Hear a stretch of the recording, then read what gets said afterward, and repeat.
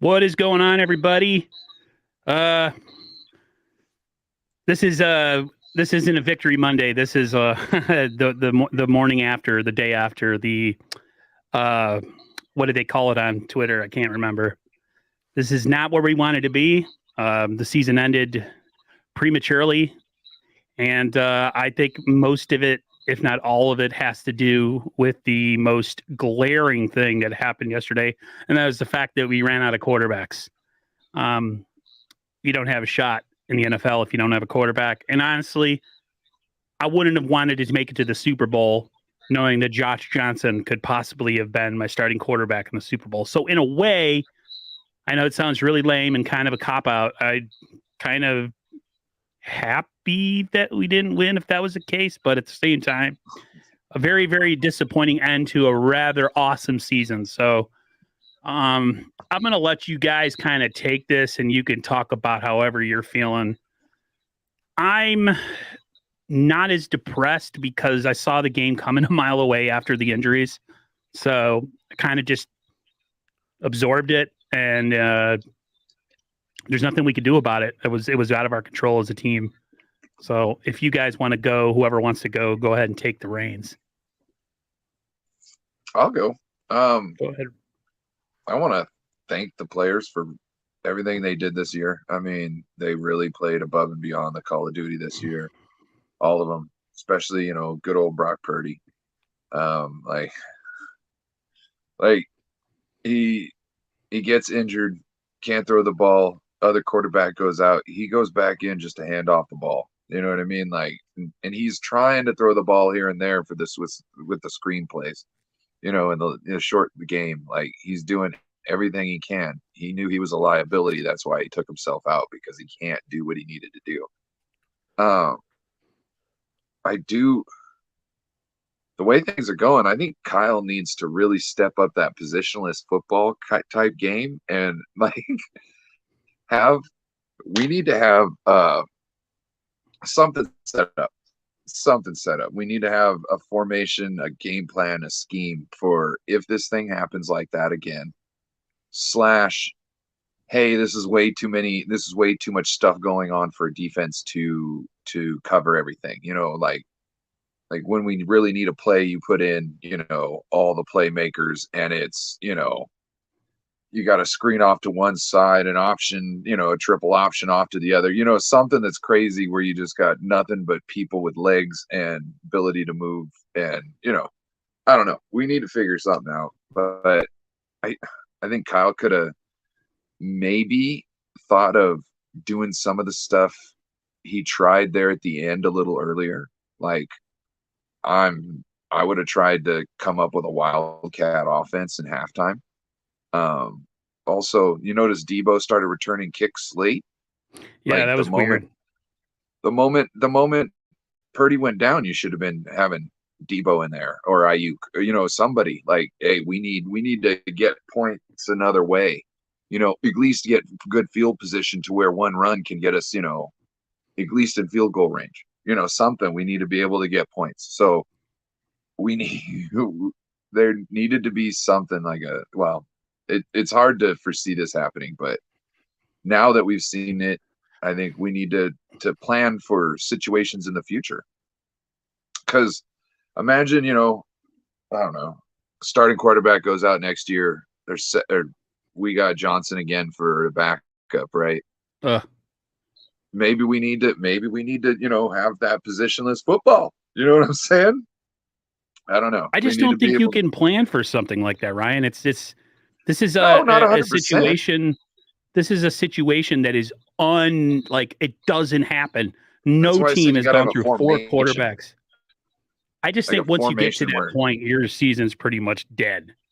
I want to say real quick hi to everyone who's here, and then I'm going to hand it off to whoever wants to talk.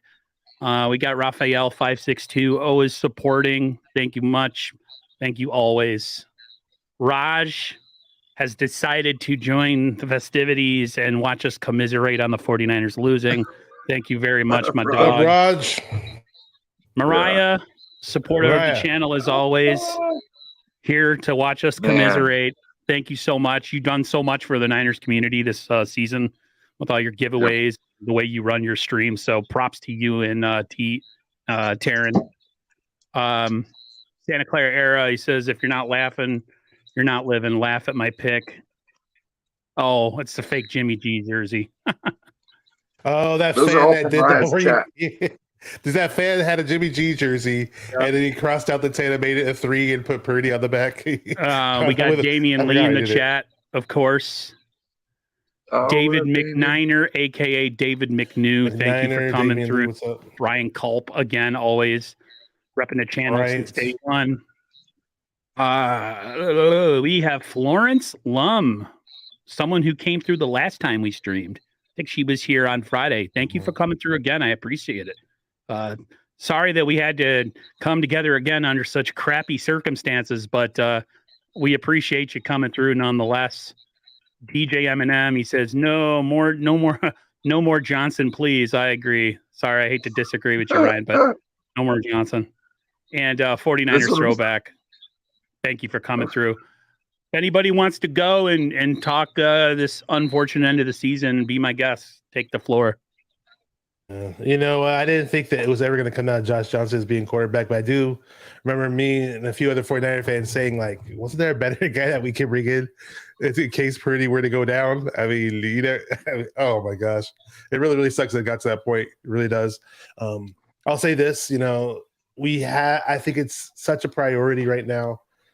Sure, we don't have the worst offensive line in the league, and at times the offensive line looked pretty good, but there are plenty of other times where Purdy was running for his life, and thank God that he had the ability to extend plays so he wasn't getting hit and sacked all the time. But had it been a statue back there, you'd have seen plenty more sacks and plenty more hits on the quarterback. And it's just one of those fluky things where Hassan Reddick, you know, he's having an amazing season. I feared this pass rush going into this game. 70 sacks is third all-time in NFL history, and I was like, oh, great. I knew it was going to be a tough matchup for us in regards to stopping their pass rush, but I thought that we could circumvent that by hammering it home with the run game, but we didn't have our starting quarterback in there long enough for that to even be a factor, unfortunately.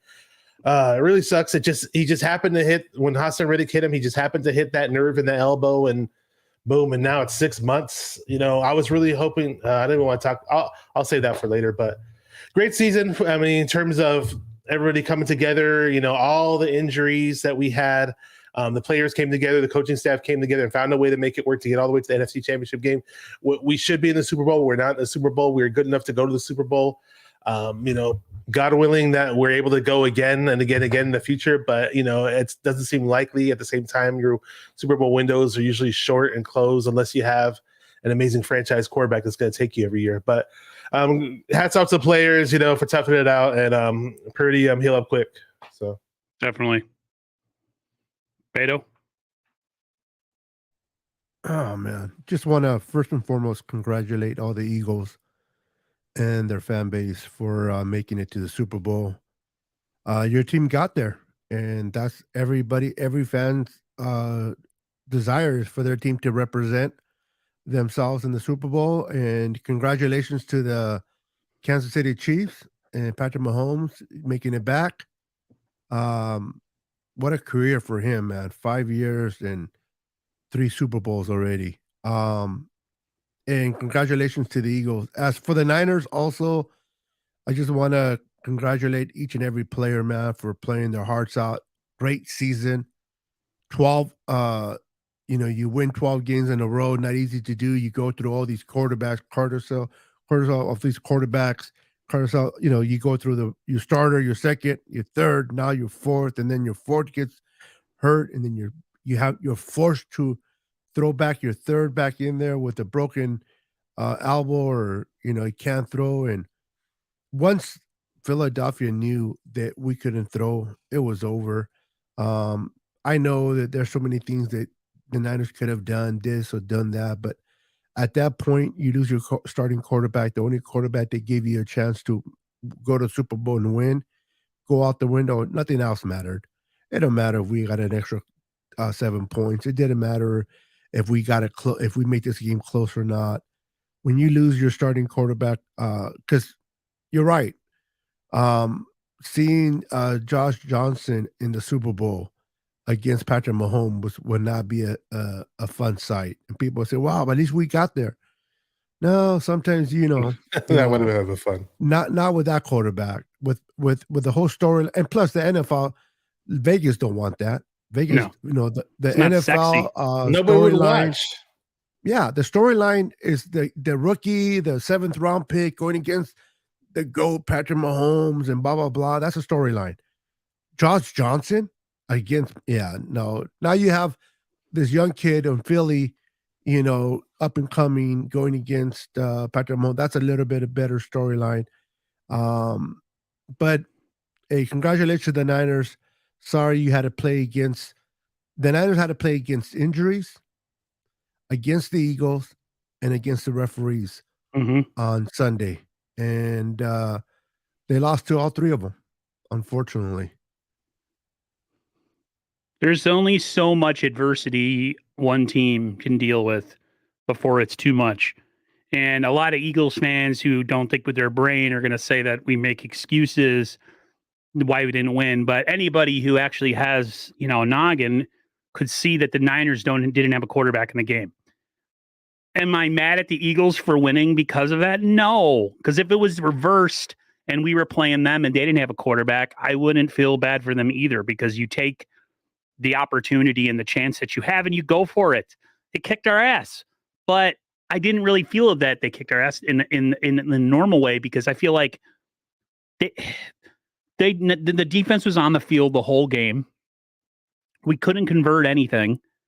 And to me, if you look at the statistics and you look at how this game was starting to play out in the beginning, the Niners defense looked like they had came to play, and that this might have been an upset in the making, because I was thinking of like Beto and other people that are like really confident in the Niners and their defense, and thinking, man, I really feel like a complete moron here right now, because the Niners defense looks like they came to take this Philly offense to task. And then of course the injury happens.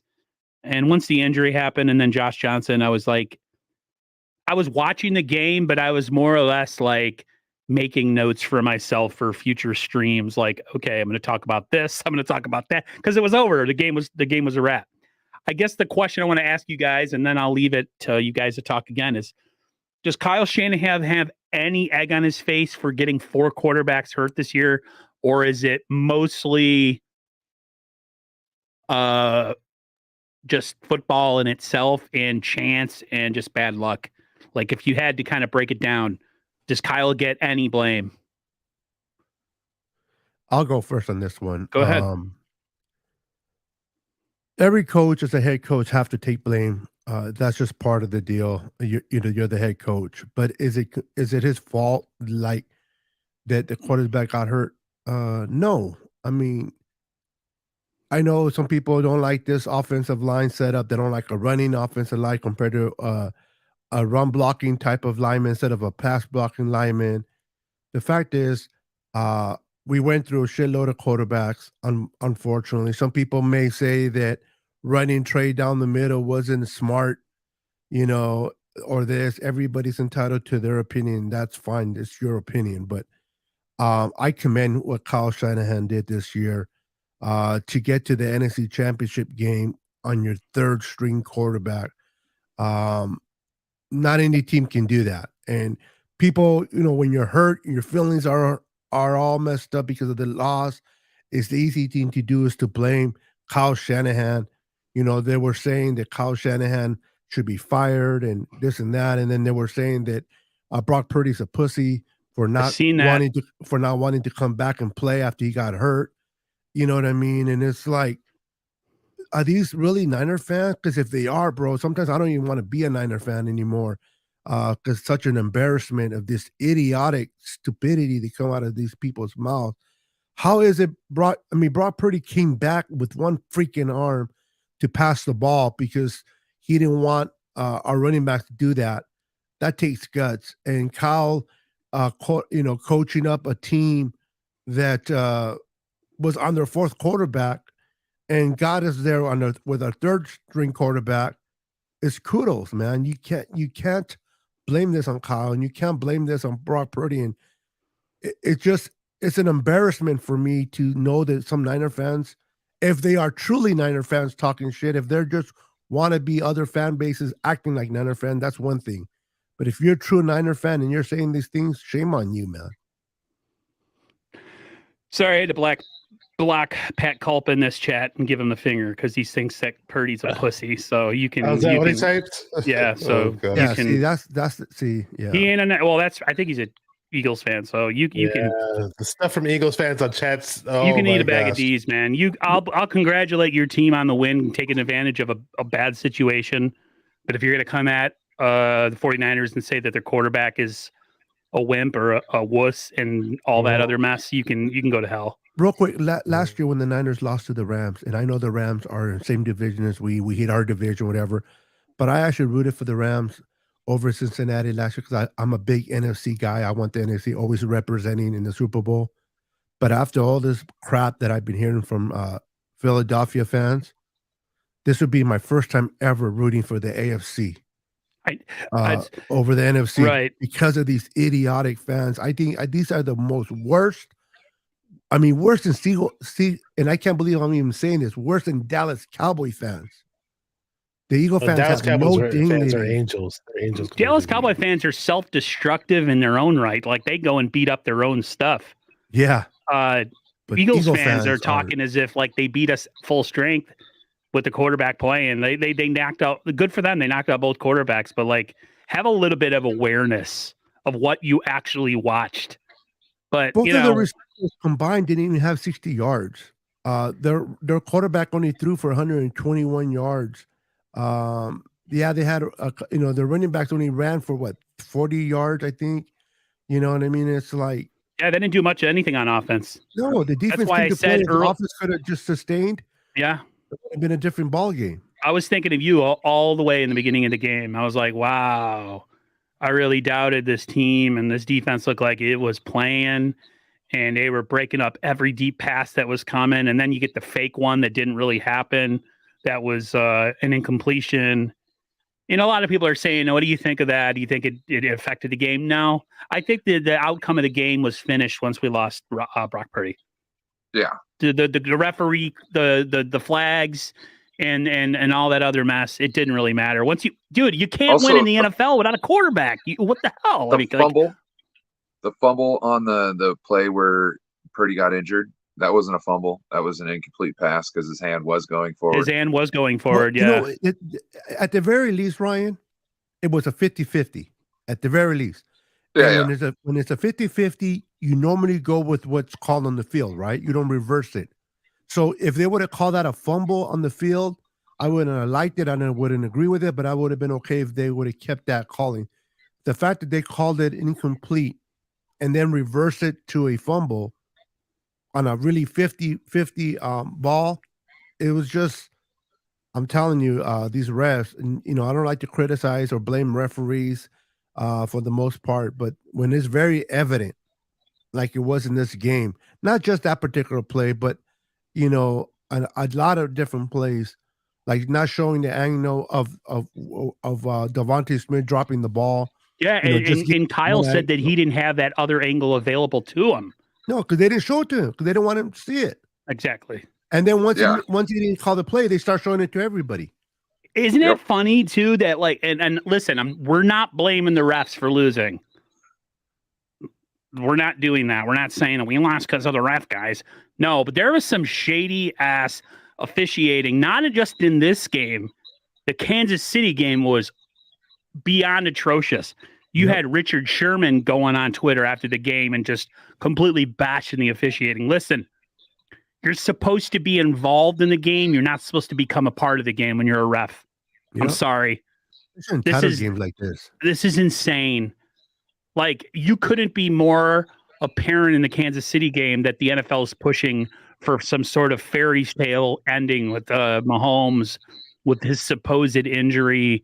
And look what he did. He's a legend and woo! Like, it's so transparent. I'm not saying that the NFL is rigged, but man, does it sure look like it sometimes. Oh, no, it is. Trust me. If you don't want to say it, I'll say it for you. The NFL definitely rigged. They had who they want to go there. And sometimes they push They even it. said it in Vegas that the Niners were not a sexy pick. Nope. Who was it that said that? Some like guy that worked for Caesars, who's part of, yeah, that leaked out. They were an So that quote- unstable pick or an something pick. Yeah, they didn't want him. I don't know how we're not marketable. How are we not marketable after that huge pedigree that we have and all those years of winning Super Bowl? How do we not bring ratings to the table if we go to a Super Bowl? Very interesting. And the whole Brock Purdy story would have been something. What was the last topic that you were going around with? Because I had to step out for it, but That's fine. We asked if Kyle was to blame for the offensive line being, or was Kyle to blame for getting 4 quarterbacks injured? I'll chime in on that really, really quick. Okay, so now, obviously, the most obvious injury that happened was a Trey Lance injury in terms of whether or not you blame somebody. And Kyle, if he's, Trey Lance looks like he might be in the mix this upcoming season. Now, I wanted Purdy and Lance to compete, but now that doesn't even look like it's going to happen. So who knows who we bring in? Who knows what we do? Bring back Jimmy. It sucks, man. It sucks with this whole uncertainty thing that we have going on in our organization. But don't do that to us. Don't do that to us, Beto. About Kyle, though, he should have been smarter with Lance. You don't run him up the middle like Jerome Bettis. He's a fucking quarterback. He's not a fullback. But hey, with Jimmy, the pass rush was on, and boom, he got hurt. Now, and where did it happen? On the right side of the field. Now, McGlinchey wasn't blocking Hassan Reddick at the time. It was a tight end, and we've ran Tyler that play. Croft. So, yeah, Tyler Croft. I'd rather have Warner back there to block. He's my personal, or Kittle maybe, but I never cared for Croft ever. I want to improve the backup tight ends big time. We can get rid of Croft and Warner if we have to. Fine, just get rid of them, replace them, do something. But we kind of suck when it comes to sliding protection over it from time to time. Now, in that play was designed for the tight end to block, and a lot of people were saying that play, Kyle sucks because he called that play and it got pretty injured. But we've ran that play multiple times during the season. It has worked. So not saying hey, it was very fluky how it happened. It was extremely fluky. Hassan Reddick is an amazing badass pass rusher at the same time. Amazing badass pass rushers are going to break through. That's just how football works. But Kyle, in terms of it being his fault, it's his responsibility right now, and it should have been more of a responsibility. We did draft offensive linemen. I get it, young guys, but we still had McGlinchey as the starter. I gave McGlinchey a pass at one point in his career because he was an amazing run blocker, an amazing dominant run blocker at one point in his career, and it benefited us. He no longer benefits this fucking team. I'm sorry, McGlinchey, this is a fucking passing league now. Yes, I know we're strong at running the ball. I know that. We're good at running the ball. But you're not an elite run blocker anymore. We could put somebody in that can run block just as good as you and fucking pass block better. So get the fuck out of here, Kyle. This is your responsibility. John Lynch, this is your responsibility. Beef the fucking offensive line up at any cost. Brendel, you did good for us this year. But guess what? You're replaceable.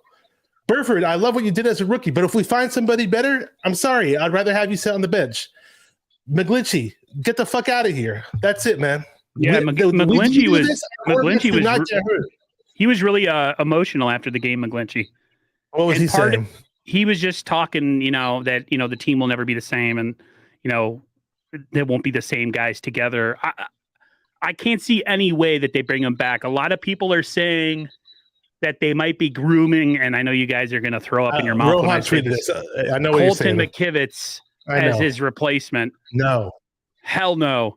I want to give props to Mansa Musa, who is a Philadelphia Eagles fan. He was agreeing that if you're going to put any tight end on Riddick, you would have put a Kittle on there. He goes, you don't put a backup tight end or Warner. So thanks for being cool. Not all of the people from your fan base are cool people, so I appreciate you for being gracious and victory, and so we appreciate that. So really I just want to say thank you. Congratulations. Rohan tweeted that Matt Maiocco thinks that we're going to just get rid of McGlinchey and replace it with McKivitz. No, if McKivitz was that fucking good, why did he start this year over McGlinchey? You get fucking somebody better than McGlinchey and McKivitz. You don't go backwards and go with this fucking journeyman guy that we drafted. Niner Fanatic Podcast just brought up something that I was thinking in my brain before he typed it.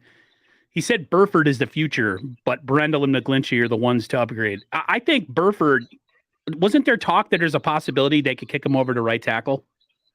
Yes. Didn't we bring that up during the season?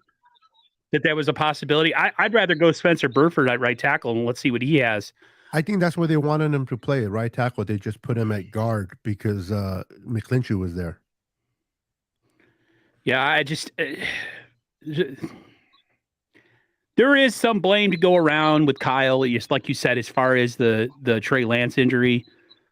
But if anything, your offensive line coach should be taking some heat for this, because if you watch the play that Jimmy Garoppolo got hurt on, that came from Trent Williams' side, and he got blasted. And then, of course, Purdy and Josh Johnson both came from the same spot too. So I don't know, man. I don't know how much is just bad luck and how much is just the fact that 49ers maybe need to upgrade their offensive line. I really don't know. Had 70 and the fact that the 75 Eagles had total. right. So Hassan Reddick is a beast. Yes. Okay, I don't care if you would have put Superman to try to block. He still would have gotten bulldozed. Somebody would have got beefed on that particular game. You know what I mean? And I hate to say this, but the reason why our quarterback got hurt is because their freaking front line is just that crazy. They penetrate, and we knew this. And it sucks that a quarterback got hurt, but and you're right. You don't put a third string tight end on a freaking pass rusher, the cattle of Hassan Reddick. But I don't care who you could. Trent Williams couldn't have blocked him in that particular play, though, as good as that front line has been playing. It just sucked. It wasn't our game, and at least we had hope with our quarterback that if we can run, start the game running, that we can take the ease off the offensive lineman. But we couldn't even get that started because before you knew it, Brock was out. Yeah, we didn't even get a chance to develop anything offensively in this game to figure out what kind of game plan we were going to run. Because as well as I do, a lot of times the first quarter in any game, especially a big game, is a feeling out process, right? Okay, we're not going to be able to drop back this many times. So if we do drop back, maybe we screen them to death, or we do this quick throw game, whatever. We never had a chance to develop any of that. It was over before it started. So to me, couldn't even get out of the script. Yeah, we never even got out of our own script on the offense. That's how quickly this game took a turn for the worse. Yes, sir. And I appreciate this too. He says, "Of course, I'll take the win." We would have too. If this was reversed, Manza, we would have wanted the win too. So don't apologize. He says, "Of course, I take the win, but I wanted to see you guys at full health." Absolutely. It would have been a great game. It would have been a fantastic game. That would have been the game. Listen, if we lose to the Eagles yesterday and it's at the end and they drive down the field and do some miraculous thing, or they get a pick six or whatever, props to them. But the fact that we didn't even get a chance to have a game to break down and maybe be, heartbroken about because we lost it right at the last second, that's the part that kills me. And so I don't mind Eagle fans celebrating the win. Like you said, if we would have won, a situation happened, people get hurt, it is what it is, and you celebrate the win. Celebrate the win, enjoy the win, man. You're going to the Super Bowl. But to sit there and say that we couldn't put nothing more than 7 points because of your great defense and our offense sucked and this and that, when we didn't have no quarterbacks.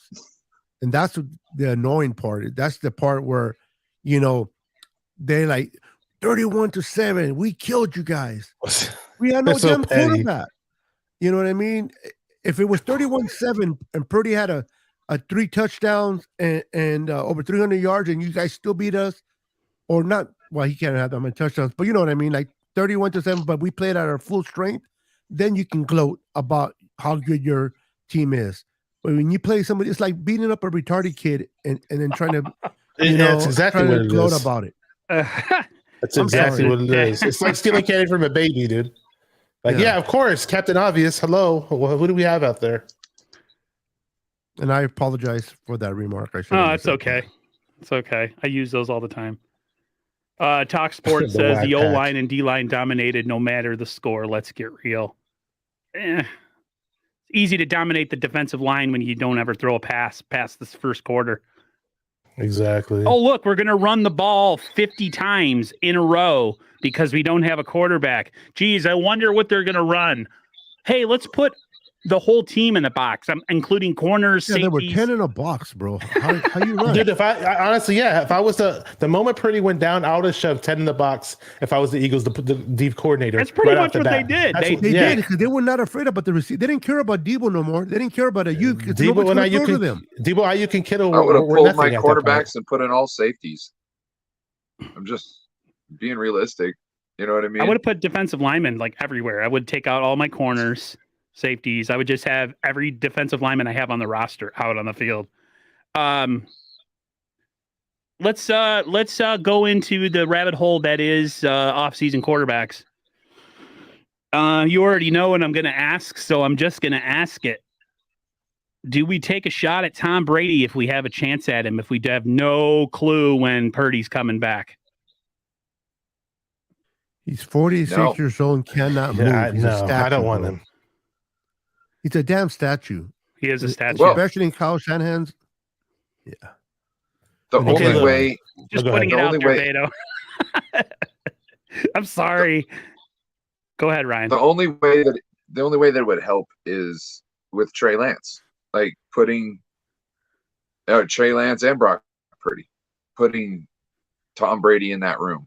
But you're talking about a year of hopefully we do something, and unless they do something with the offensive line real quick, what are we actually doing? You know what I mean? So that's the only way it helps. Like you could get some of that generational talent, essentially, that talent from Brady into two young men who have a great chance at being something. But that's as far as I see it going. Like I don't see us running. I don't know. I don't see us making a deep playoff run without, getting a new right tackle that's worth a damn. And, a really good center. Like, I don't know. I don't know. I don't think it's worth it. You got to do too much, and you still got to try and keep everybody you got. You got to make improvements, and you got to try and keep everybody you got. I think it's too much. Yeah, I don't think it makes sense. Oh, go ahead. Lennox Hayes, I don't know if he's an Eagles fan. I think him and because I know Mansa is. They both said it. He goes, until you upgrade your O-line, Brady is a waste. And then Mansa said, I think he will take you guys back to the NFC Championship game, but you got to upgrade the O-line first. Yeah, our offensive line. Look, yeah, Brady played behind an offensive line that gave up the least sacks in the NFL last year. He still had problems. And I have a Tom Brady nut hugger who I know is a Niner fan. He's like, I was saying Tom Brady should just hang it up because he's already proven what he can do, and it's pointless for him to play now. No, he had no offensive line this year. Well, that no offensive line he had this year only gave up 22 sacks, a league best. But Brady behind our line this fucking season, had he played, Brady would have been killed, dude. Like Brock Purdy was running for his life and extending plays and making plays at times. No way in hell Brady could survive it if this is the O-line that we have to bring especially to the if he went table. against a team like Philly. Oh my gosh, dude! I mean, I don't know what we're gonna do at quarterback. I want Trey Lance to succeed, but I don't know what we're gonna do now that Purdy's out for 6 months. Poor guy, Purdy is expected to come back right in time for training camp. So if you're the 49ers, you're going forward with Trey Lance as your number one, and you're going to have to bring in either a veteran to compete with him, or you're going to draft a quarterback. If I'm the 49ers, I'm bringing in a veteran to compete. Yeah, who would be available okay, people are mentioning Aaron Rodgers. I don't think that's going to happen. Tom Brady, we got to sign Bosa and all these other guys. That's not going to happen. But realistically, who else could we bring in? Does anybody know? I would bring what's the name? Baker Mayfield. Baker. I mean, he's not the greatest option, but to compete, while we're waiting for Brock to come in. I mean, as a third string quarterback, he would be completely okay. How as about long the as you're not Rams depending on him for any stretch. How about the Rams cock blocking us though? If it weren't for that stupid waiver wire crap, we may have possibly picked up Mayfield, and there you go in the playoffs. Fucking, we would have had Mayfield there to back up Purdy. It would have definitely been better than Josh Johnson. It definitely would have been better than Josh Johnson. Way better, dude. Let's be honest. Yeah. You're better than Josh Johnson, dude. Hold on a second. First of all, $2 super chat from 49ers Throwback. I appreciate it. But this is just asinine because you're speaking from a place of ignorance. He says, guys, This Purdy guy's isn't so good stupid. enough. Let's be Did honest. Purdy even have an arm in the game? Purdy never threw a pass. Congratulations to the Eagles. You guys are in the Super Bowl. But don't be a bunch of petty, ignorant, dumb fucks. The fact that the you guy even was bring his fucking crippled comment out up, bro, there. He had no it's alarming. arm. Zero. You idiot. Yeah, he wins 7 games, 8 games total. He starts, is 7 games the wins. reason the 49ers made it to the playoffs. He has. I mean, it's not like he laid an egg and just got his ass kicked. He got hurt. Eye test, he isn't good enough. Who's if he would have, What games did you watch? Did you watch any 49er games this year at all? So Who's 330 yards and how many touchdowns he had against the fucking Seahawks? 3. That's not good enough. They averaged What the fuck 35. is good enough They for you? averaged 35 points a game. The defense wasn't the reason. Thank you very much, because we laid a couple eggs at the end of the season. If you were actually a Niners fan and paid attention, Dude, what you would know sports show that. is this guy on, dude? Fucking tax sports show, dude. He's an Eagles fan, dude. He's trolling. Oh, dude, be a fucking Eagles fan. Don't be a fucking retard. No, I'm Can you not do mad that? I'm not mad at you, Throwback. I'm mad at this guy. Sorry. I appreciate it.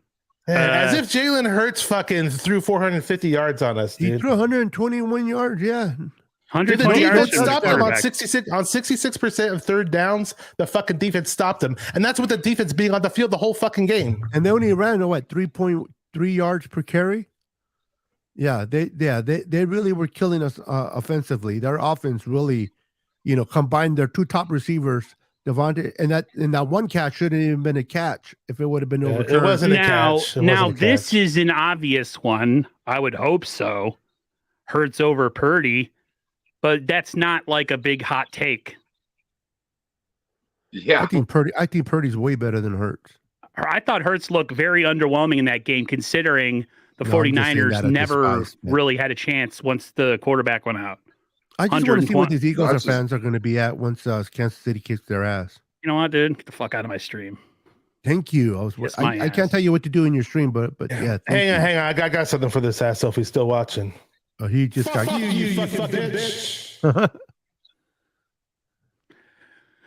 I want to jump to something that somebody reminded me in the stream, and now I want to talk about it, even though it's way down the list of my topics.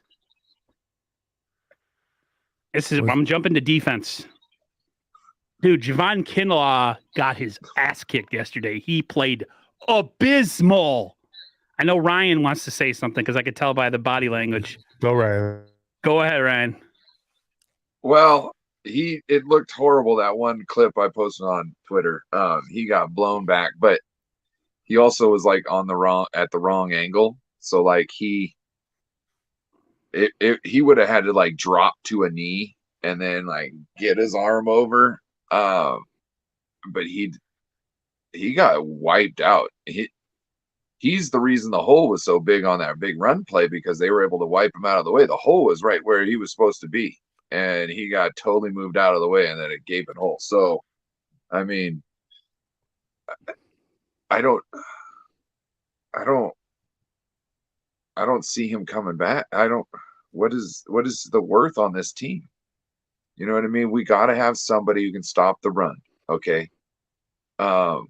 That's why he's here. He's obviously not here for pass rushing. And if you're going to, you know what I'm saying? Like, and then the way that he acts as if he's done something in this league, and he's done absolutely nothing. Well, he acts like he's bigger than everybody else, and that he's a freak of nature, which he is. Which it is, but doesn't translate on field. So get your freak of nature ass out there and go find yourself another fucking job, because picking on undersized, skinny little reporters and knocking their hats off and threatening them and telling them your balls are bigger. You're not a tough guy. Do it on the field. I'm sorry. Now, that to me, and you could feel whatever way you want about another balls reference. But the whole just that whole situation, like everybody was cheering him on because he put a little tiny guy in his place, but yet every time he steps on the field, he gets put in his place. He sucked yesterday. I don't know if you guys. I don't know if I mentioned it on this show, so to speak. I might have, but I was mentioning this to my friends in my 49er Facebook chat a few games back. During the regular season, once Kinlaw was getting out there, and I believe it was the Commanders game I was mentioning at first. I can't remember the exact game, but I remember more often than not, I was texting my friends, and I'm sure I mentioned this on my show on my channel.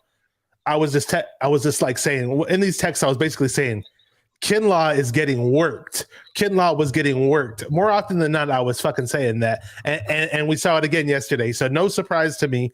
You know what? Before his injury this year, I guess he did look better at occupying double teams and being something in the run game. And not that he was dominating and making all these amazing tackles behind the line of scrimmage, but he had some type of presence. I don't see any presence anymore. I see nothing. Improve that position. Move on from the guy. I hate not giving certain people chances that were drafted high, but we gave him enough chances, and it sucks that his injuries are a factor. But either either his injuries or maybe he's just not as good in general, even if he was 100% healthy. It's not working out, dude. It's not working out. He's terrible. I agree with you 100%. He's terrible. He can't, unless all the freaking offensive linemen that we faced look like Grant Cohn's body. That's the only time he'll be good. Exactly. But unfortunately they're not. This guy sucks, man. He is a bust in my opinion. 6 foot 3'5", 300 pounds of muscle. He's got more muscle than anybody, but for nothing, and it doesn't even work. He's a waste. Yeah. I'd rather have a fat guy defensive tackle with a big fat belly. We should have got rid of him. Big fat DJ Jones. Right. Who's that guy the fucking Cowboys have that Hanker? Yeah, give me a big fatty in the middle. Give me a Ted Hankins. Washington On first and second down. Give me Hankins. I don't give a fuck if he can't rush a passer. Right. He can stop the run and clog up holes. Yes. Give me a freaking nose tackle that pushes the pocket backwards. Give me Gilbert Brown from the Packers in the 90s, who absolutely wrecked shop on the 49ers every time he played them and threw our offensive line around. How about Ted Washington after we got rid of him, unfortunately, because we had Bryant Young and Stubblefield, and then he went to the Bears and the fucking Buffalo Bills. He was like 350 pounds and he was a fucking all-pro, dude. Give me somebody like that. Yeah, we don't need defensive linemen that pick on reporters, and then when they go play on the field, they get their freaking ass whipped every single pass, every single play. He doesn't flash at all, like nothing. I miss DJ Jones. I can't wait to see what Kalia Davis can do next year. I'm sure the 49ers are going to invest in the draft with some positions. Let's go into some off-season talk. And I'll start with Beto, and then we'll work through Ryan, and then Bashar, and then myself. Off-season, the biggest off-season needs for the 49ers, either through the draft or free agency. What positions would you like to see addressed? D tackle, a big boy, a freaking Vita Vea. Nice type big fatty. That can push the freaking the middle towards the quarterback. A right tackle on the offense, get rid of McClinchy. And another pass rusher they can complement Nick Bosa. I don't know if Drake Jackson is it or not. If he is, then that's great. But I'm tired of Sampson. I'm just tired. I'm tired of these mediocre guys like Minihue that has 3 sacks, 4 sacks, 2 sacks. I want someone they can sit there and keep up with Bosa. You know what I mean? It's like you hear the Eagles. Those guys are competing. They're challenging each other. Who gets to the quarterback the most? It's like they even have side bets. Who gets to the quarterback first? On the Niners side it's Bosa, and we're lucky if we can get pressure. Now I love Eric Armstead. I think I always support him. I think with a better pass rusher on the side of him next to Bosa, he's even better. But yeah, D tackle, right tackle on the offensive side, and another edge rusher for me. Ryan. Right tackle. We also got to get we got to get Knight. I like the defensive tackle. I've been saying that. Not only do we need a one technique, short and squatty guy like you're talking about, but we also need another reliable 3 technique. Hopefully, we need how to put this. We need about three techniques that we can rely on to move around. So we can have like Nick Bosa out on the edge, and then you can use the other 3 techniques, and one of them being Eric Armstead for the other edge on rundowns. And then you can have maybe 2 guys if need be for that. I don't know. You need to have those guys out there, maybe 3 D tackles and a defensive end at some point in time when you want to have their rundowns. And I think we need to be dominant again. We didn't have enough production all year long on that defensive line, I don't think, other than Nick Bosa. You know what I mean? And with how Nick Bosa was getting around, other people should have been eaten. You know what I mean?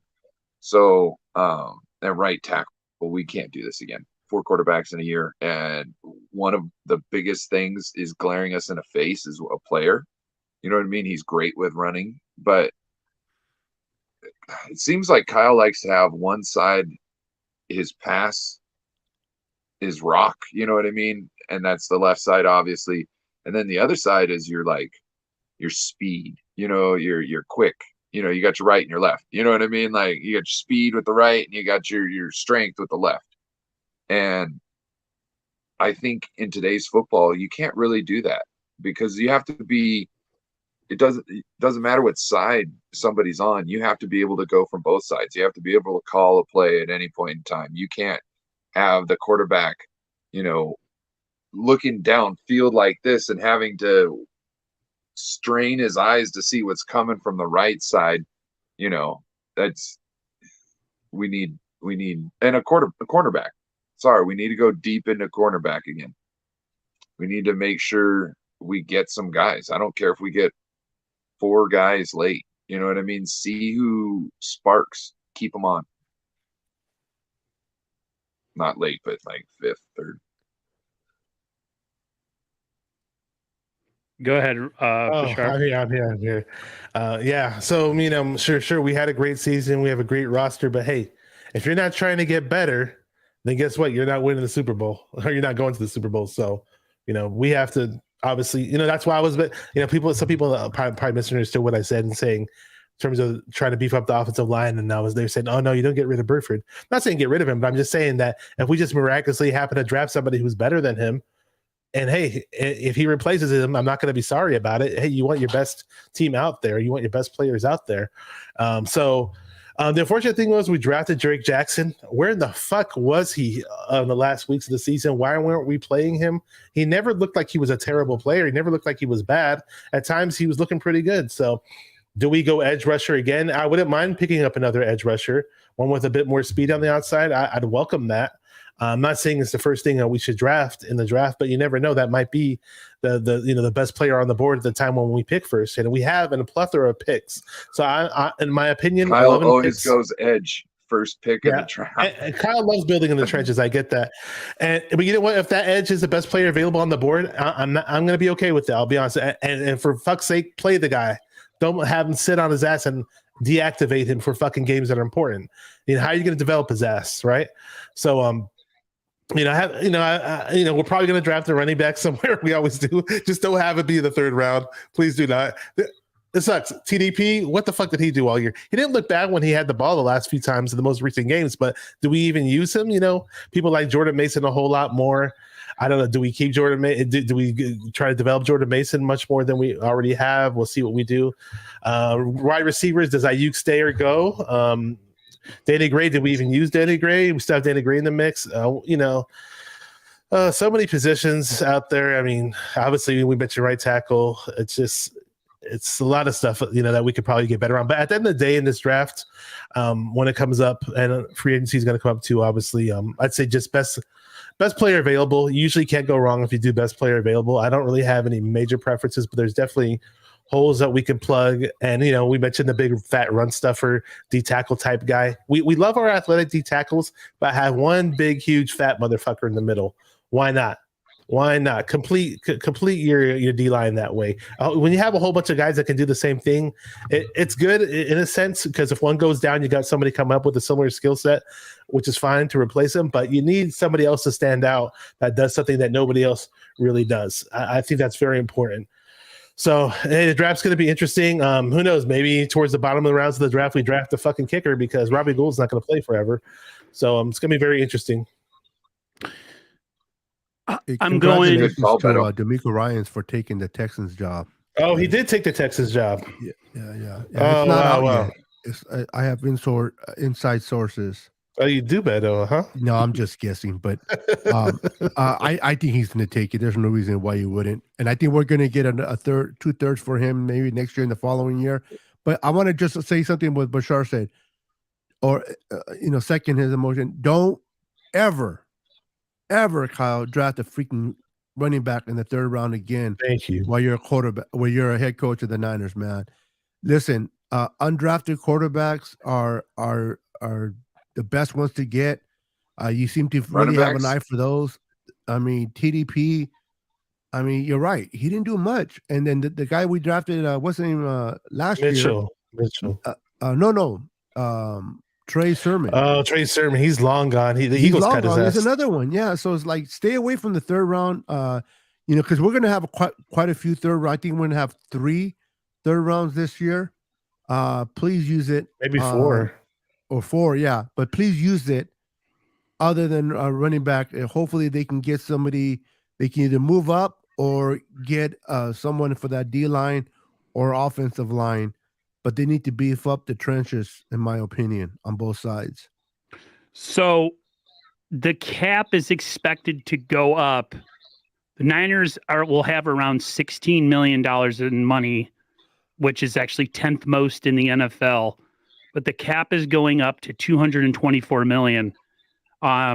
So, I mean, the Niners will have a little bit of money to do their Bosa deal. And then it's just a matter of what they do after. Yeah, like Jimmy Ward, I would assume is not coming back. Emmanuel Mosley will probably come back on a cheap deal, which actually helps the Niners. But if I'm the 49ers and Rick Diaz, we did see your comments about offensive line, and we agree with you. They need to address offensive line. My biggest offseason, there's plenty. There's a lot of them. One of them is offensive line. And you need a right tackle. And I would really like to upgrade center too, because I don't think Jake Brendel cuts the mustard. He doesn't. You don't think Poe is being? I don't know. I really don't know. I mean, to me, it's a meritocracy. You add to that, and if Poe can beat out whoever comes in, then you deal with that down the line. But defensive line, we need interior and we need edge. Bosa needs help. One of the Eagles fans that was in here said Bosa was non-existent yesterday. I agree. He was all we got. Yeah. We have a lot of guys that are just kind of okay, really like solid guys. But other than him and Armstead, there's nobody on the defensive line that really commands double teams.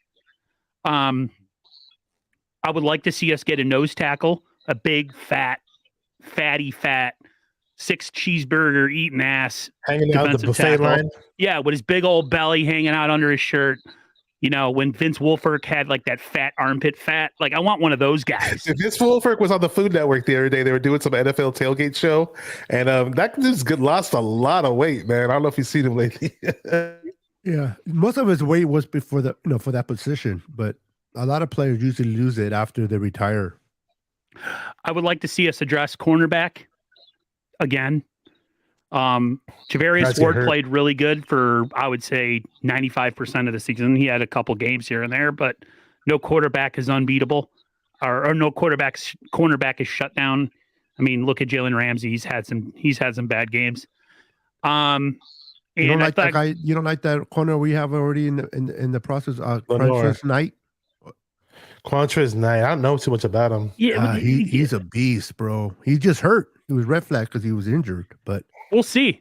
Just like Poe, I would add, and then like if Quantrez can beat out whoever you bring in, then that's. Keep an eye on that name. Even if we do add people, and you're right, add the more the better. But that guy's definitely gonna.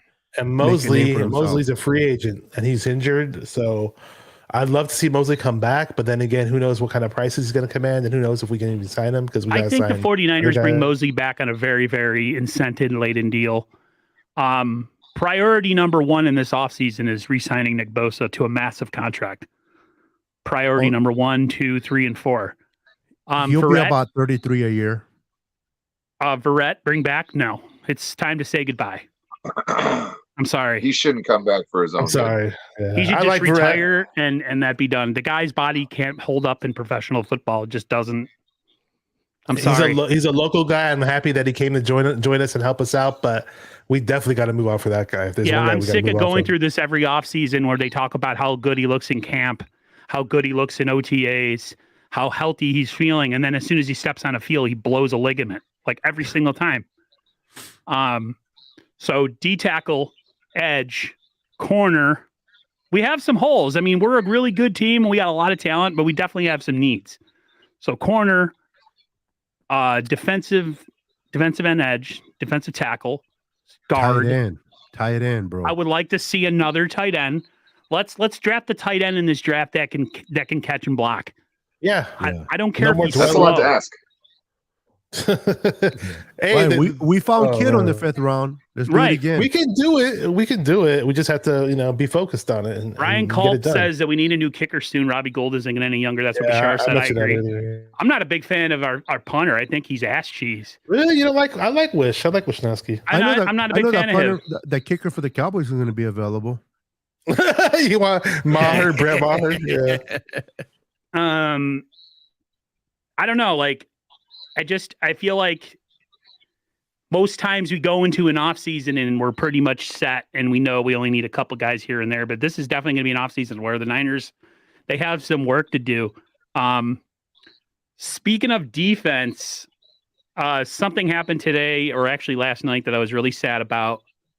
I thought we had a chance to get him as our defensive coordinator, but he's going to the Miami Dolphins. Fangio's going to Miami. My brother is very happy because his defense played like poopy this year.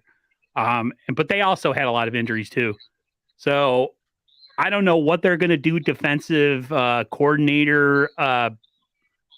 Somebody said Steve Wilkes. Who I think that was the guy that just got. That guy is. He was a coach that just got fired from Carolina. Well, he was an correct? interim coach for the Panthers. Yeah, he's a definitely good defensive coach. What do you think he would take a position? I would love downgrade? to have Lovie Smith come in. Lovie Smith's a good one. Defensive coordinator. The Niners need to make sure that they bring in somebody that is comparable, if not better, than D'Amico, which is going to be tough. That's something you got to worry about. People will be like, "Oh, the Niners will just find a guy on their staff, and it'll be easy peasy." It doesn't always work like that. Like, well, they're 2 for 2, right? But I mean, you're pushing the envelope if you keep thinking that that's always going to be the case. I mean, I'm just I just want them to be a minority so that we can keep getting 3rd round picks for them. At least you're honest about it. Hey. Oh my God. Kruger's 9K sub says Sherm knows our scheme and our players. Yeah, Sherm would be a really good defensive back. Maybe he would be. I think he's having fun where he's at, though. Yeah. I just like the fact that he was a 49er for a while and he's like defends us and stuff. And like, he's not like all poo-poo against the Niners now that he's not playing for him anymore. He defends the Niners more than he does the Seahawks. The Seahawks, well, I mean, they're kind of an easy team not to like. Well, he got kind of a wrong deal wrong. from them. Yeah, he did. Sherman's excellent. Is excellent in the broadcast booth as far as an analyst. Hey, did you see Joe Staley go off on people on Twitter? No, what is it? Joe he Staley, was going off on Philadelphia Eagles fans on Twitter.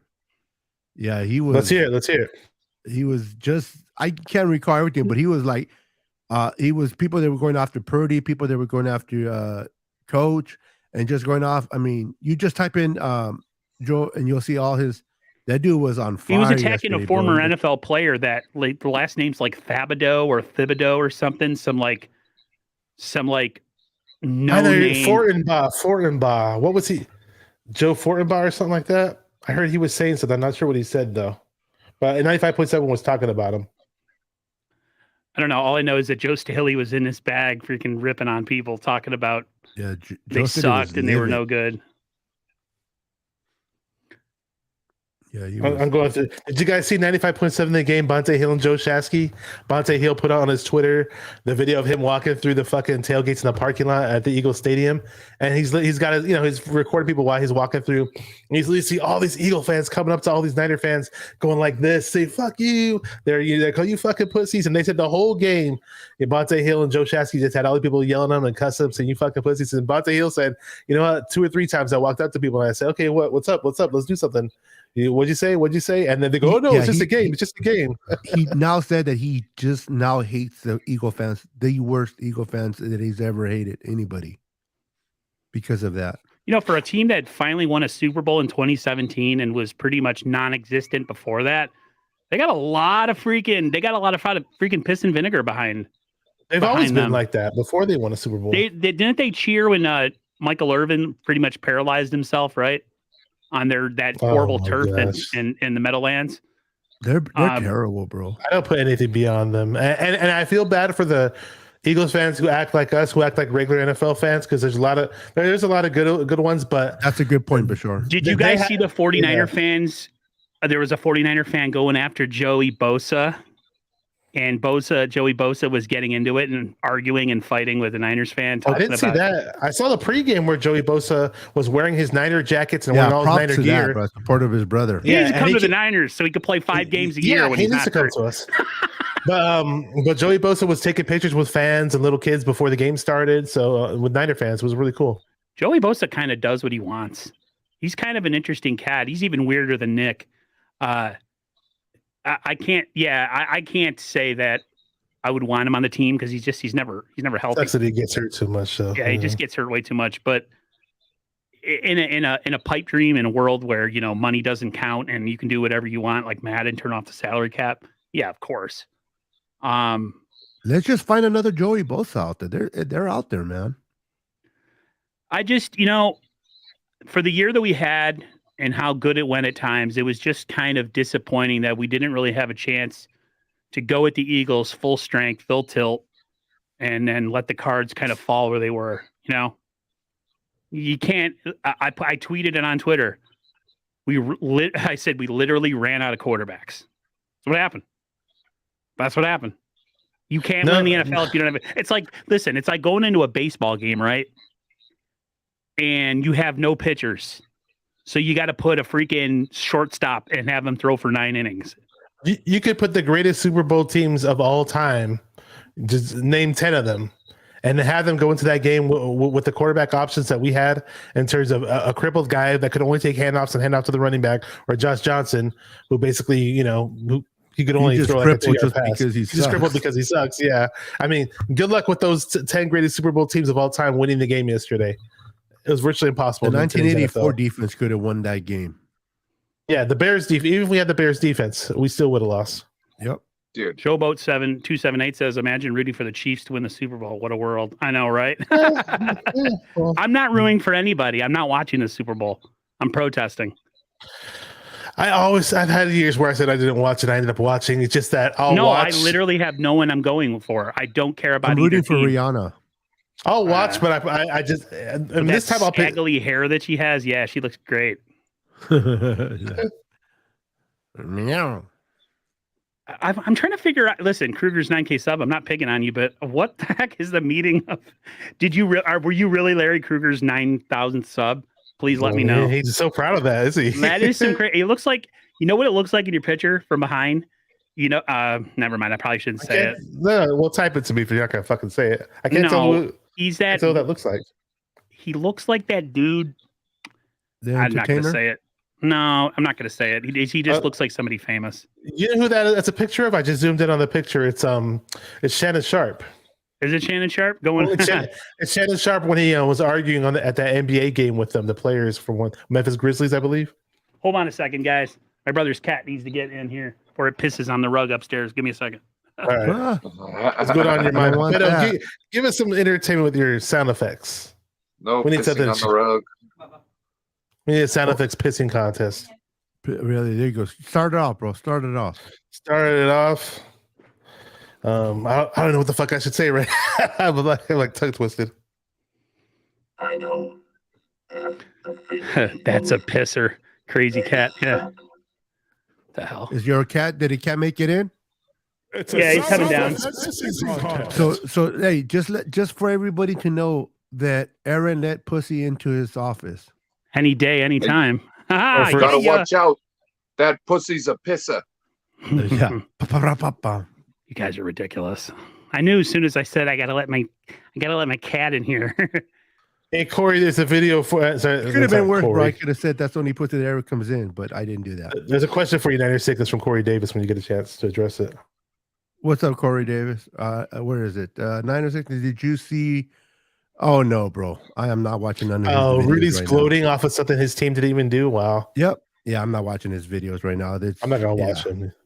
Who's He's Rudy? a moron. I'm sorry. Rudy's a but- Niner Ramilia, that Rams fan. He Yeah, has a that's channel. Rudy. Yeah. Sports talk. Talking shit about Brock Purdy and yeah. Dude, bro, his it's team didn't just- even make the playoffs this year. listen.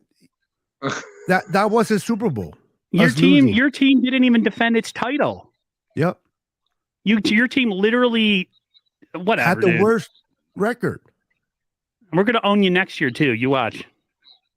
We do own him. He thinks just because he won that one game last year against us that we're evenly. No, we beat you guys every year, twice a year for the last 4 years, bro. You're owned.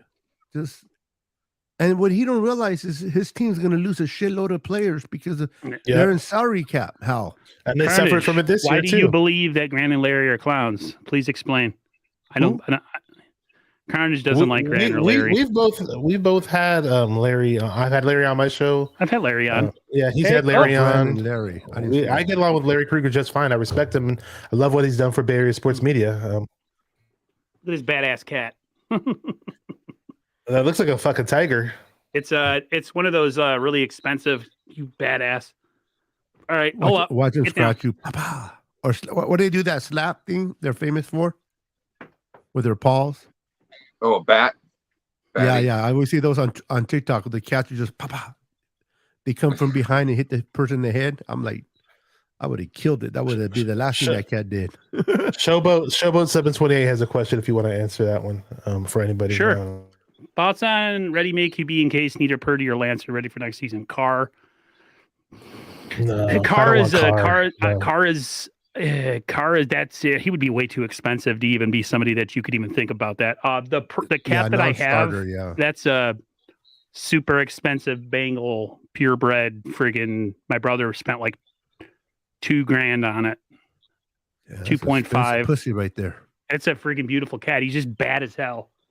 He's psychotic. Yeah, that sounds like never mind. You know, I think Carr was a pretty good quarterback at one point, but he looks like he's regressed a bit, and he's not where I want to go with this team in the direction I want to go in. That's all. Throwback. I just wanted to say I accidentally blocked you on the channel because I was trying to block some other dirtbag. I saw that happen. I am I'm so like, sorry, what the heck and are no, you I am doing? not mad at you. I had to defend you, Throwback. No, because people are getting me hot because you're being I don't want to say retarded. Oh man, They're being mentally challenged because they're talking ass about a game that they got literally caught in the crossfire. Yeah, I clicked on the guy above him. I'm so sorry. It happens. Gordon And I was gonna say, is always super supportive, so I apologize.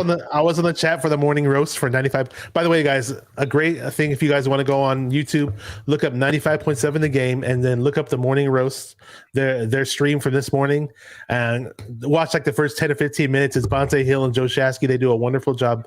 Joe Shasky also goes by Butcher Boy. First 15 minutes, they talk about their experience at the game, and they cover the game, and they bring up a lot of amazing points. So definitely worth checking them out. I'm working on having Shasky on again. I asked him. Oh, wow. He said yes. Okay. I might have him on that channel that me and Ryan are currently thinking about making. Called Extra Large. We're going to talk about movies and pop culture and stuff. So large and in charge. Two big fat guys talk. Well, I can't say you're fat, Ryan. You're a big guy. I'm fat. You know I'm fat. I'm fat. All right, so two big fat guys.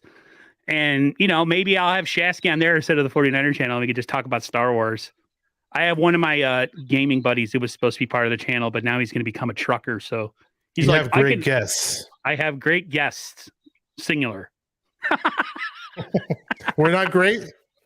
Oh, you guys are great guests, but not as great as the greatest guests. I mean, I'm not gonna compare myself to Larry Krueger or Joe Shasky, Butcher Boy. I mean, those guys are definitely great. Let me tell you something. For anybody you just talked about Shasky, coolest, realest dude off camera you'll ever want to talk to. If any of you guys ever have the pleasure of having him on your channel, when he's off camera, he's just as spirited and lively as he is on camera. Some people, when the camera turns off, they turn into they're like poopy, they don't talk and they just sit there like, definitely not that guy. I told you, my friend hung out with Joe Shasky at the preseason game we went to. Joe Shasky sat right next to him, and they were hanging out the whole freaking game at that one Kansas City Chiefs preseason game. And I was supposed to meet him that game. He was supposed to be at our tailgate, but he got to the game late. So eventually I'll meet him in person, and maybe one day I'll have him on my channel. We'll see. Okay, this is the weirdest comment ever. Vikes going to beat the Niners 36-24 next season? Huh? What? Okay. What? Okay, cool. The Vikings really scare me, guys. Yeah, because Kirk Cousins is going to throw 4 interceptions in that game. So he's going to throw for 5,000 yards like he does every year. And then they're going to get eliminated in the first round. I'm not really scared of the Vikings. He says, awesome. I need to watch a biopic on him when it comes out. It's not really a biopic on friggin' Weird Al. It's like a fake. Talking about Weird Al, yeah. It's like a fake show, and they got the shortest guy to play him. He's the guy that plays him looks nothing like him, and it irritates me when they bring it. They do these movies about, and sometimes they want to pick who they think. Yeah, like that Rami Malek guy playing freaking Rami Malek. He can't be fucking Freddie Mercury, dude. How do you look like Freddie Mercury when you look like a human mouse? Sometimes they pick guys. I think I had some big ass eyes when I was a kid. His eyes are humongous. Sometimes they pick guys who they think is the best actor for the role, and they think we don't care if he looks anything like him. We'll just worry about that part later. But I don't know, man. I prefer the ones where they just look more like that person, and then I believe they were gonna. The original actor that was attached was the dude who played Borat, but he wanted to do a movie that touched on his life and how he liked to sleep around and how he got AIDS and all this other stuff. And they wanted to do the Disney where he told them about AIDS at Live Aid when it actually didn't happen until 2 years later. And, they went with a very PC version of the Freddie Mercury story. There's a documentary out there about Freddie Mercury that's better than the movie. And it really probably is. I never really saw the movie. Yeah, I once I saw Rami Malek in it, I was out. Yeah, I didn't know who Rami Malek was until he took the role. But Sacha Baron Cohen, I don't like him in serious roles. I've seen him do serious stuff. I want to see him as a fucking comedian and doing wild and crazy shit. I don't want to see him as a serious actor. The same way when Jim Carrey tried to be some fucking serious actor, I didn't give a fuck. Dude, well, Jim Carrey lost his mind when he was the General Aladdin. Oh my God. Yeah. Oh God, the jokes there, him being a Jewish guy and playing a Muslim dictator that's always, making jokes about blowing up Israel. It's so it's so wrong, but it's just hilarious. He's extreme. He's extreme, but it's funny. Oh. Corey Davis, thank you much for the $5 super. You don't need to donate, my man. But I appreciate it. He says, how was you guys' day today? My day was pretty good. Kind of depressed a little bit. I'm more depressed than I still haven't gotten a call from a knee surgery yet, Corey. Because New York State's being a bitch. And they're not. Yeah. I should have had surgery 2 weeks ago, guys. At least. So, yeah, Corey, everything's going good except for that. And then the Niners lost yesterday. EMA says Roger wanted the Kelsey brothers to be the first to start in the Super Bowl against one another. Not to mention Andy coached for 13 years, both teams, televising Super Bowl tickets to Kegel and Queef fans. Whew. Tell me how you really feel, Mr. EMA. Yeah. Listen, there's part of me that thinks that football is rigged, and then there's part of me when you watch guys get hurt and injured like Purdy, where you realize it's not. It might be something in the middle. I do think betting has an effect on sports. All you have to do is look at the NBA during Jordan's era, that one ref that got in trouble. I think his last name was Donahue. Tim Donahue. It's there, guys. My whole thing is the referees should not become bigger than the game. When you start talking about penalties and flags thrown during a game, where it's getting to the point where it's just becoming dumb, then yeah, it's the referees. But I mean, I don't know. The Niners were never in the game after the first quarter, so I really could give a damn about the refs. Yeah, the refs did, and the refs were they sucked, but it didn't have an effect on what we were going to do. I still think we could have played good enough to beat the fucking refs. Let's just put it that way. I want to say this because I forgot to mention it earlier about our draft needs, and I forgot to mention defensive backs. I know you mentioned it. I like our cornerbacks. I think our corners did a really, really great job yesterday. It's unfortunate that we didn't have a fucking offense with a real quarterback to do something yesterday. But I was proud of what the cornerbacks did because they had a very tough test in AJ Brown and Devontae Smith, and I think the corners played very, very well.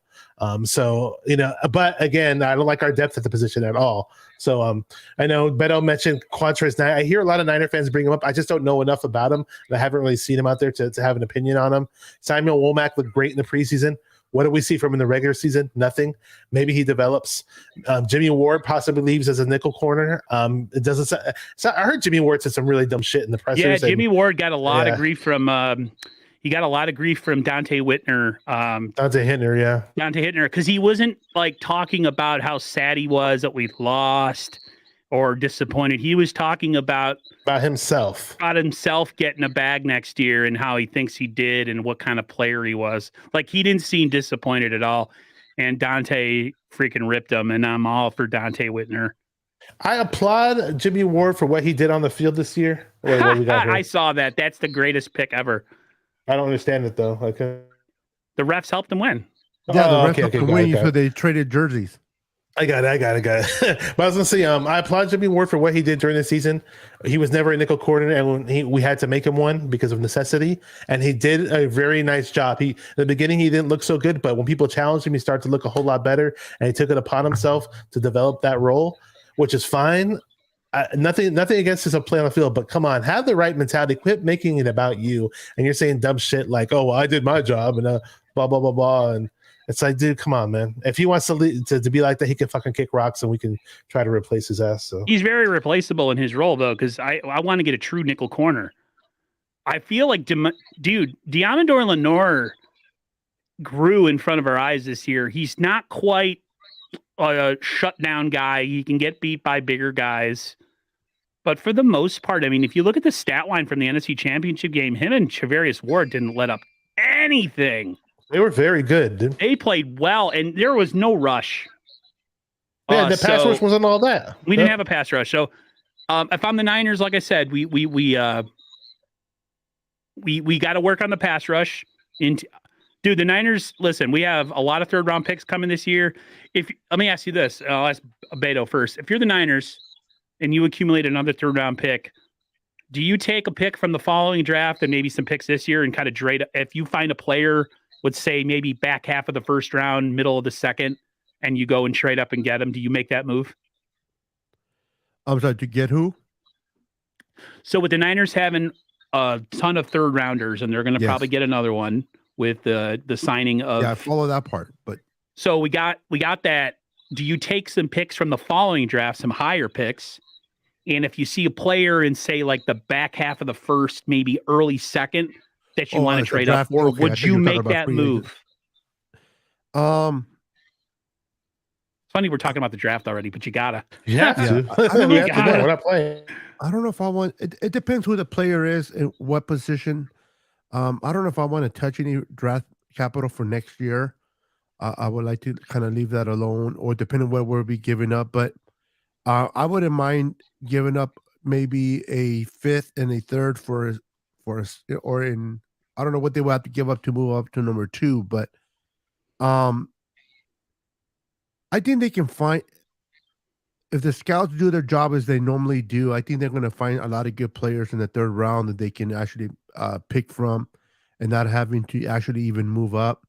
I would even think for them to move down and give up one of those thirds to kind of get a fourth and get more picks. But if there's somebody specifically like an edge rusher or D tackle or offensive lineman that they really covet and they feel that they won't get to where they're at and they decide to move up, that's fine. But I think they'll be fine where they're at. I don't think they need to move up. unless there's that specific player that they just haven't really high on their draft board, and he's still sitting there close to them. Then I can see them doing that. But one thing I do love about John Lynch, he's very, very. He does move up and down the draft board. So Well, the I wouldn't Niners be haven't won the surprised if Super there's Bowl a yet. if there's a So trade. Would you trade Javon Kinlaw? I And- don't think he's going to fetch any value Who's whatsoever. gonna want to trade? What team out there is Raiders. it wants Javon Kinlaw? What team out there? Let me know. The You say the Raiders? They're idiots. Man. Brian Kalb, thank you for the $2 super. He says, did anyone get ejected? Does it affect next season? Trent Williams, Trent baby. Williams got ejected, and I'm totally for it. I love seeing Fuck big yeah. dudes take small ass guys and just toss them around. Yeah. Well, we know why he did that. People are like, oh, why did Trent Williams do that? That was uncalled for. He's a dirty player. Well, the player, that number 42 wouldn't let go of Debo's mask. yep, that player was fucking grabbing Debo's mask, and the refs just sat there with their fucking And hands up didn't their blow asses, the whistle. not doing shit. What was Trent Williams supposed to do? You put yourself in that position. Yep. Listen, if I'm the Niners, I don't worry about 2024's draft. If there's a possibility to move up into the first round, and you think there's a player there, whether it's a corner or an edge rusher that's late in the first round or something, or if it's a massive trade where they trade up and get somebody, I am totally for it, because you have to strike when the iron's hot, when you have a window like we do right now. You have to be aggressive. Sitting back and saying, we're just going to accumulate picks in the third round, and we don't have that many holes on this roster. This is a stacked roster. We need specific roles in specific positions where we can be picky in the draft. So to me, if it is a player that you think you need, that you can ill afford to pass on, then hell yeah. I don't want to give up a first rounder either. I'd rather not, but you got to do what you got to do. And I think they will. And as far as Trent Williams is a true teammate, absolutely. I have no issue with what Trent Williams did yesterday, because if I was 6'7", 300 pounds, I would have yoked that guy up too and smashed him. So I have no problem with that. Anything else you guys want to talk about before we get out of here? In my opinion, Trent Williams didn't do enough. He should have did more. Trent Williams should have freaking gave him the tombstone pile driver like the Undertaker. Oh man, that would have been nice. Omenehu, Al Shire, Jeremy Brunskill, and a few other free agents. Wonder who we re-signed. If I was to re-sign anybody, it would probably be... I would probably sign Emmanuel Mosley and El Shire if his number is low. Everybody else could walk. I like Omenehu, but I mean, he didn't light the world on fire. But I think they might. I think the Niners are high on him, so it would probably be him, El Shire, and Emmanuel Mosley. Everybody else, No, I don't think get paid, bro. Huh? He's gonna get paid. He's gone. Shire? Yeah, he's gonna get Well, paid. we He's have gonna want the bag. We have McCrary Ball, so Yeah. And Demetrius I want him back. Flanagan Foles, maybe. I don't know, one of those guys. Well, you know, EMA what? Burke looked pretty good in the absence of Fred Warner a few times. So, yeah, they're okay, but those guys are more special teams guys. I think the Niners have. But Al Shire wasn't. Al Shire didn't really play a ton this year. He played, but he wasn't like the Niners play mostly two down linebackers and they play nickel. So if any team would sign Al Shire, I think it would be the Miami Dolphins. My brother's like, I'll take him. Because my brother always makes comments about how the Niners tackle really well and how they flow to the ball, which is one thing. If you watch Dolphins games, it's like one man on one man. Like there's no flowing to the football to try to make tackles. And he was always like, man, I'm jealous. He goes, your defense, man, they flow. I'm like, that's true. But that's also defensive coaching. Under Fangio, it's going to be a different defense. When you were saying that tackle well, I was hearing going to the games that the Eagles don't tackle too well, and it showed when McCaffrey busted that awesome run. And we were talking about moves that you had to make when strike with the iron's hot. It's unfortunate that we didn't win Super Bowl this year because we probably could have, because that McCaffrey move was the move that was going to put us over. Yeah, And the that- Niners. This is the Niners' year, I think, to get it, and they just unfortunately lost. Yeah, their so quarterbacks. that McCaffrey move was awesome. We're gonna have him for years to come, which is good.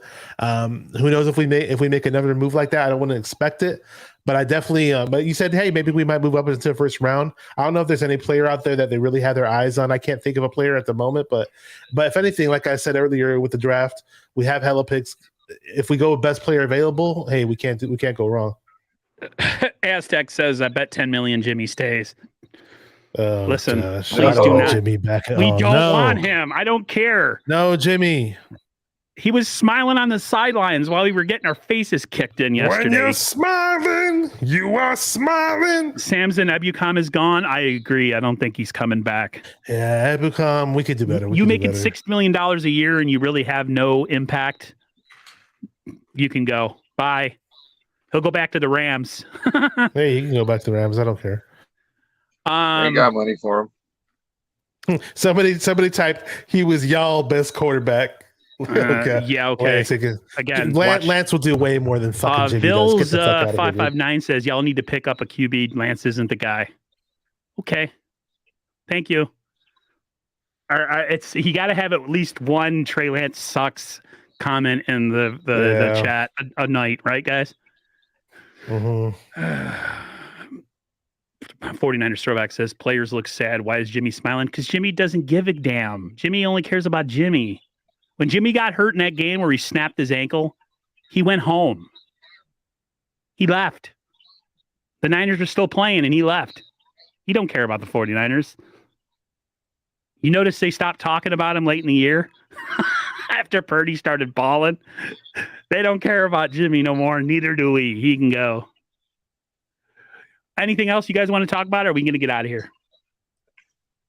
Hey, I think we said it all, man. I don't know about you guys. Yeah, I think we said it all too.